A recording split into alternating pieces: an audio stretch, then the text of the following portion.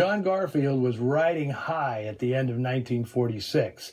He'd have 3 hits in a row: The Postman Always Rings Twice, on loan to MGM, Nobody Lives Forever, and Humoresque, released in January 1947.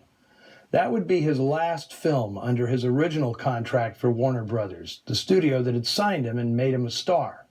Garfield was champing at the bit to get out from under Jack Warner's thumb and leverage his popularity to make the films he wanted to make, in collaboration with colleagues from his theater days in New York.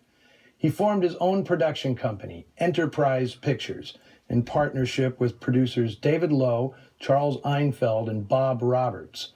The first release starring Garfield, Body and Soul, was another big box office hit, and it earned an Oscar nomination for Garfield as Best Actor, and a screenwriting nomination for Garfield's boyhood pal, Abraham Polonsky.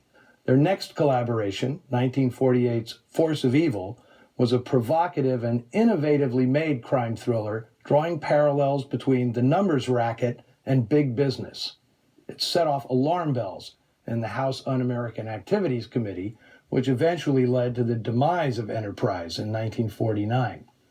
In its brief 2-year lifespan, the company produced 9 pictures, including Max Opel's fantastic Caught and 2 terrific Joel McCrea westerns, Ramrod and Four Faces West. As an actor, Garfield had a few more great roles left in him, including The Breaking Point and He Ran All the Way. But the pressures of the business and the incessant hounding of the HUAC committee led to his death from a heart attack at only 39 years of age. His co-star in today's picture, Geraldine Fitzgerald, she fared much better. The Irish actress burst onto the Hollywood scene in 1939 with an Oscar-nominated performance in her first American picture, Wuthering Heights, for director William Wyler. When she followed that with a vivid turn opposite Bette Davis and Humphrey Bogart in Dark Victory, she seemed destined for major stardom. But the actress's rebellious streak, she consistently refused roles that didn't interest her, led to her losing parts in lots of significant features. Foremost among those was The Maltese Falcon in 1941. John Huston wanted her for the role of Bridget O'Shaughnessy, but she said no. Fitzgerald would never get a true star-making part, but she always gave vivid performances, including memorable ones in noirs like The Strange Affair of Uncle Harry, Three Strangers, and So Evil, My Love. Not that she really cared about Hollywood stardom.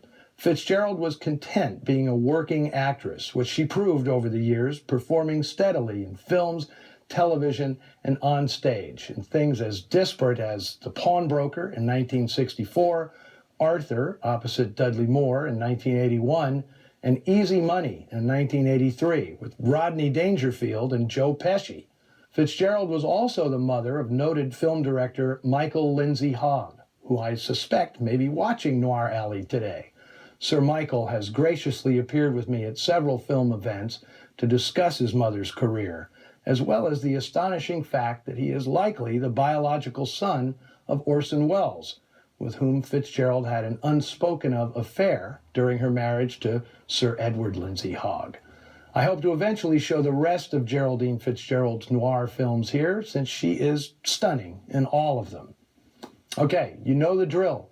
Check in with us on the Noir Alley Twitter feed and Facebook page. Hit the Noir Alley store on the TCM website for lots of cool merchandise. And then come back here next week when I'll have Ann Sheridan and Dennis O'Keefe co-starring in a picture rescued from oblivion by my Film Noir Foundation, 1950s terrific manhunt thriller, Woman on the Run. See you in the shadows.